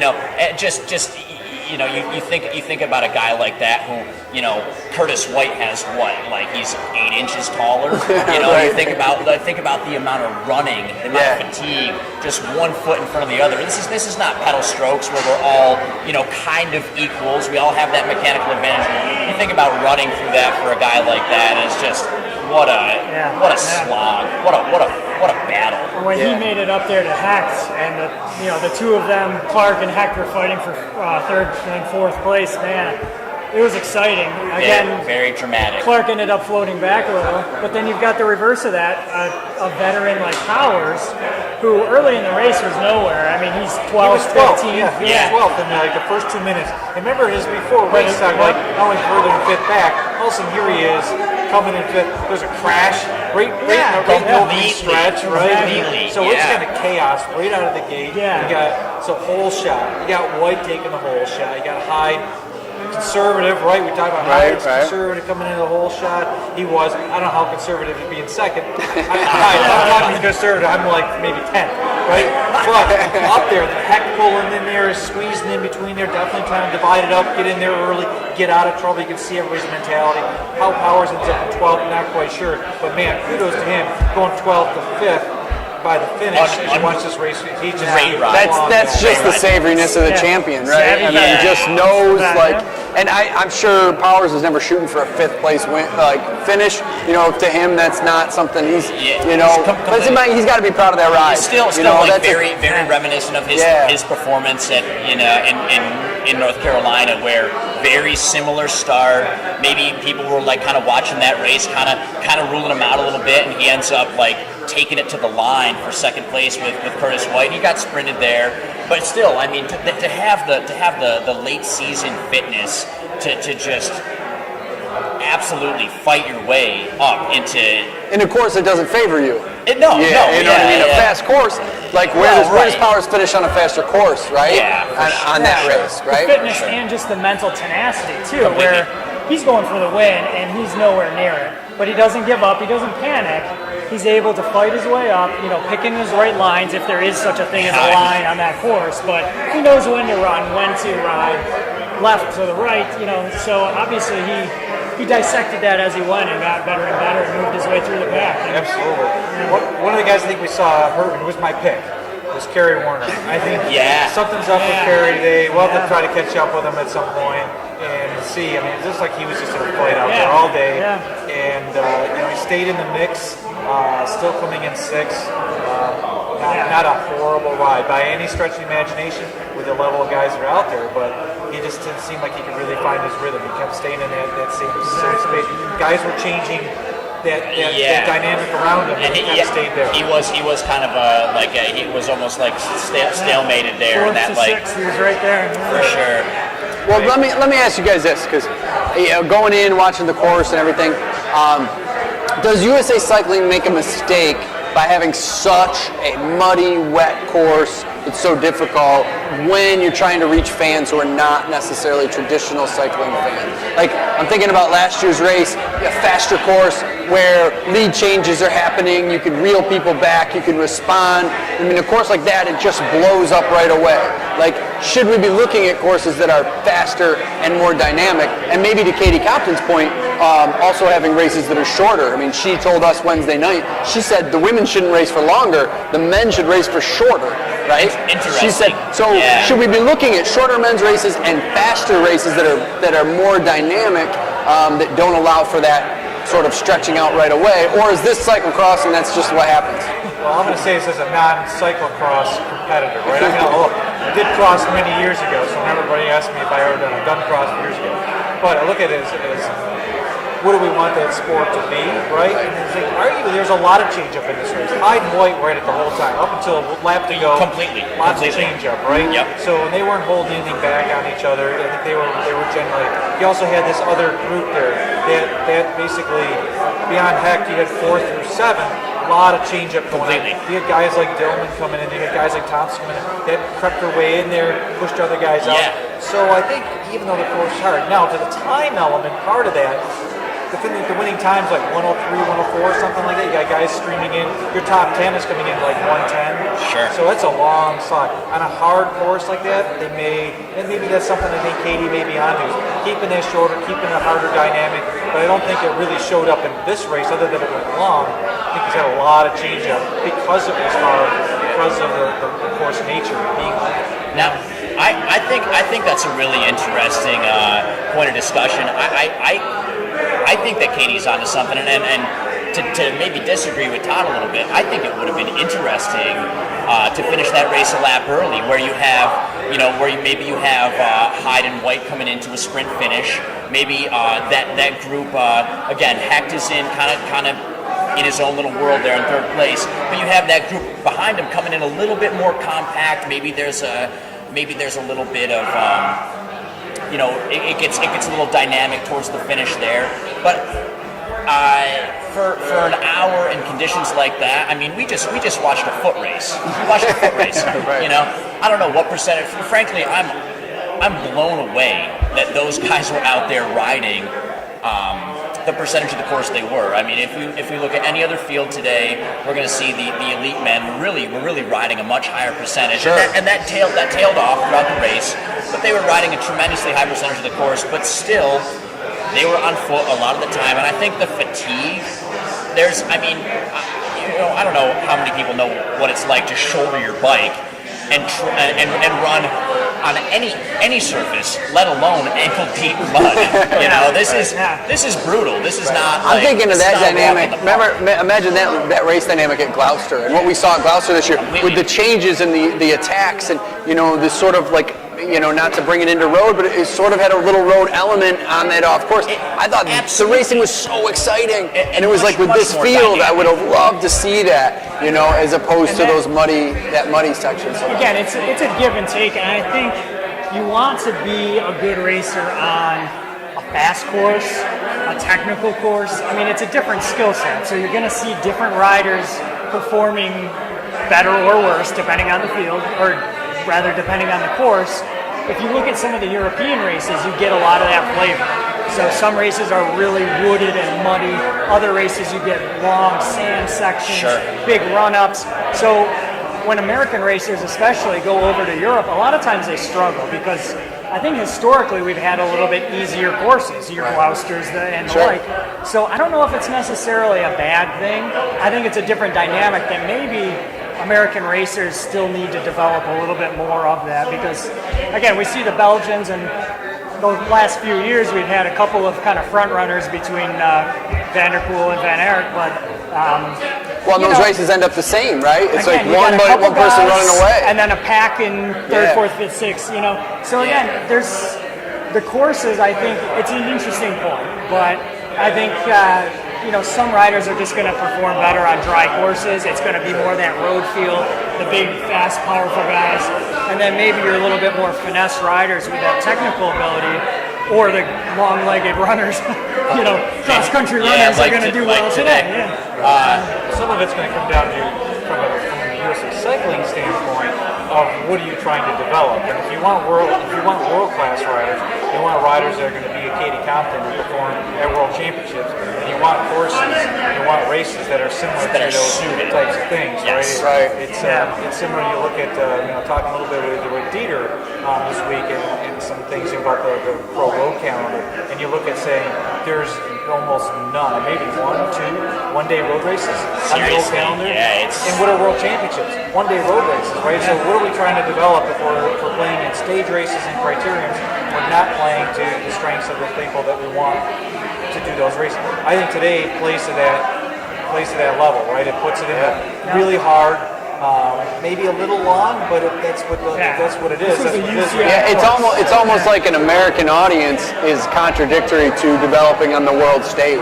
And how do you package to an American audience to where it's exciting and the mainstream people who are just sports fans who are not cycling fans, like how do we get this to them, but at the same time, to cater to that world stage, whether it's the one-day road races or hard cross races or whatever it might be. I completely agree with that. Unfortunately, as Americans, we do have a short attention span. We like to see short plays where a lot of action happens, and days like today, it's guts and it's glory out there. Like those guys are bleeding from their eyes. They're dying 1,000 deaths. It does not get any harder than that for a 1 hour effort. Like that's no doubt, and I think the hardcore fans understand that. You know what I mean? Because that's what we love. And that's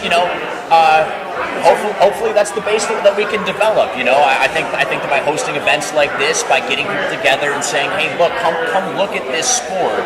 Hopefully we can like gain some appreciation as an American people, as a people who like we do produce good cyclocross races here. I mean, Katie Compton is an absolute legend of the sport, and awesome to see her win today. Well, that shifts us now to Worlds, I guess, because that's what's up next. So now we look at who we have and how these finishers go, and what do Hyde and White and Hecht and Katie and Ellen, and what do they have to offer at that World Championship, right? Great to see Rebecca Farringer up there today. Yeah, that was a hell of a ride, hell of a result. That was very impressive. Yeah. Well, and obviously Gilbert pulling off a silver, right? Oh my gosh! Yeah. We talked about that being a little bit like, hey, somebody's going to come out of the woodwork here, and definitely she did. Keo had a fine ride. Farringer had a ride I think that we maybe kind of expected, not in a negative way, but that she was going to be there. Probably not in a top couple steps. She was going to be there, and she wasn't. I think arguably she maybe had a really good ride coming as close as she did to Noble. But Gilbert, I mean, kind of smashed her way into this top 5, and I don't think anybody was really on the lookout for Yeah, I mean that might have been the ride of the day. I think so. You know what I mean? If you got to pick one, it's like Gilbert's got to be. Gilbert, right? You Both got races. guys like Dillman coming up to big too. I mean, he's had an awesome second half of the season. Yeah. Yep. Yeah, I mean, get a fourth like that pulling out of there. I mean, in the middle of the race, I think we all got a little excited when we saw Clark coming up there, caught his way up the fourth. It looked like he was putting it on, right? He was gonna crack, maybe even catch Hecht at some point. Right? He was really right good there. there. For sure. So I think kind of addressing back to kind of your point is that there was a lot of change up. Yeah. When you start looking back at how that race unfolded, where you had guys really surging forward, you had guys falling back, you had change. They had maybe a rough spot, a rough patch, but they came back and fought over it. I think this course really kind of brought out a lot of it. I think we would have all liked to see more riding over running, but it added this element and really changed up this race a lot. For sure. And I think maybe along with it is something to bring up is how diminished the course was because of how many races were run. Yeah, that's true. As a factor of not having a course that's a little bit less chewed up than that for sure. 5-6 days of racing. And what I think you saw today, though, between your two winners, back to kind of your question a moment ago about UCI races, your world championships, there was a lot going on and a lot of mix-ups, but kind of the pre-race favorites won their respective races in Compton and Hyde. And if you look at on a world stage, Compton's been second in the world championships. You've got Hyde, who has been in the top 20. I forget his top 15. Top 15. Yeah. A steady, consummate, high finisher there, and that's who won the races. We've got a lot of great talent just behind them, and days and courses like today kind of highlight that, and kind of all that motion in the third, fourth, fifth, sixth. But I think the two best athletes there who have the best chances of competing at the World Championships at that UCI top level, I think they showed those colors today, and it's for the rest of those competitors to kind of take note and say, well, these types of courses, this type of a slugfest, that's what's going to do it. I think it's always important. Riders make the race. Talked that a little bit about with Katie the other night, right? Yeah. And now when you have this bulk of riders that are close. And I think you can see from the top 10 today in the men's race, certainly, and at least the top 5 of the women, top 7 of the women. A lot of change up, a lot of things. But the riders are making those races because even on a really hard day, they're close enough to make changes. Pushing. It wasn't blown apart from the start Absolutely. line. We didn't see lap 1, that was it. Everybody was just in their own group, just riding, running, seeing individual riders. We saw overtakes going on. So it says a lot about the quality and the whole field. And the depth, absolutely. The depth is good. Yeah. So, but it'll be interesting to see what the world selections are going to be and who's going to be there. And it's only a few weeks away to kind of reload. It'll be fun. I hope these riders get a good little reset, maybe a little taper before they come in, and can use that similar fitness from Nationals to just really take the stage on the world platform. For sure. Yeah, we'll be rooting for him for sure. No doubt. And as Kerry told us at Rochester, he says, we're coming for the Belgies. Right? He was talking about the juniors, and he said, so we're getting better every single year. He goes, 10 more years, we're coming for them. So bring the heat, Warner. Every single year. So but I think we saw that with the earlier races, the juniors races. Man, there's a lot of talent in the works. We saw it in the elite race, we see it in the juniors races, and that's where it has to start. Development programs.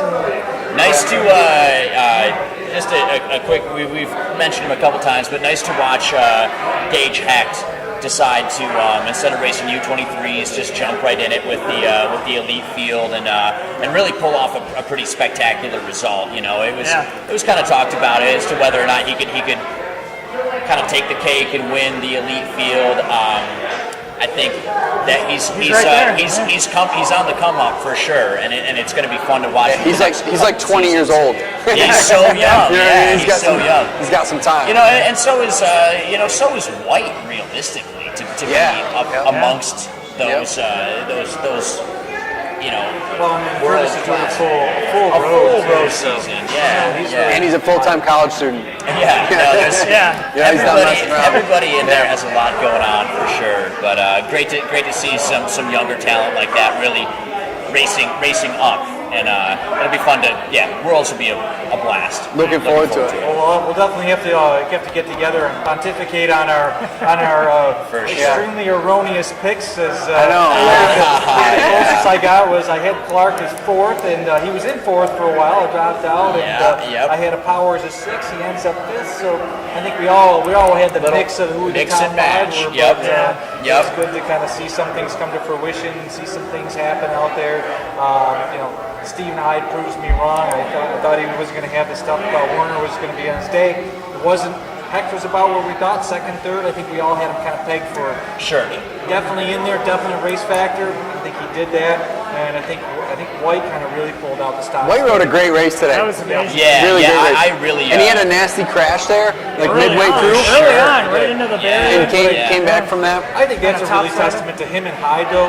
Pushing each other, right? They weren't holding off the gas. They were pushing each other. And when you see even Hyde with a small gap take a fall like he did going over the bars late in the race, he's trying to open the gap because he knows Curtis is fighting back. And they had it overhacked. Yeah, it was the two of them battling for that stars and stripes. You know, and as much as roadies, we were kind of maybe pushed Cross in terms of like, hey, we'd like to see some of those road dynamics. We got to give Cross credit in that sense where the team isn't riding for one guy. That we see, we're not seeing one rider hold back for that champion to help his teammate.